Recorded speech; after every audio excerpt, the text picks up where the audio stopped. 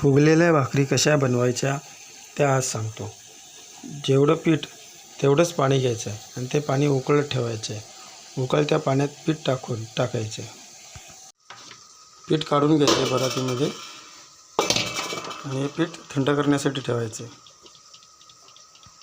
पीठ चांगलं मळून घ्यायचं आहे, एकजीव करून घ्यायचा पिठाचा. तयार आहे. बोटाच्या सहाय्याने दाबून बघायचं किती नरम झालं आहे ते. ओके. पिठाचे गोळा करून घ्यायचे आहेत. इकडे तवा तापत ठेवलेला आहे. भाकरी गोल येण्यासाठी गोल आकार भाकरीला देऊन घ्यायचा. पलपोटावर सुकं पीठ टाकून थापून घ्यायचे.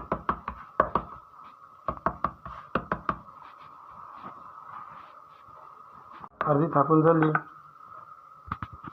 की लाटण्याच्या सहाय्याने तिला पातळ करून घ्यायची.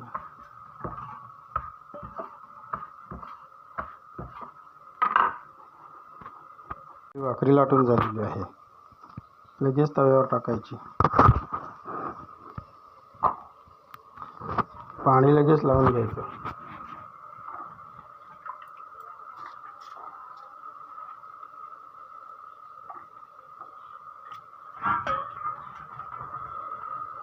वरचं पाणी पूर्ण काढून टाकायचं भाकरीचं. पाणी सुकल्या सुकल्या भाकरीला पलटी मारून घ्यायची आहे. जास्ती उशीर भाकरी पहिली ठेवायची नाही, तरच भाकरी दुसऱ्या पलटीला फुगणार. ओके, मारूया पलटी. पलटी होताच भाकरी फुगली पाहिजे. भाकरी लागली फुगायला. बघा कशी टरटरून फुगली ती.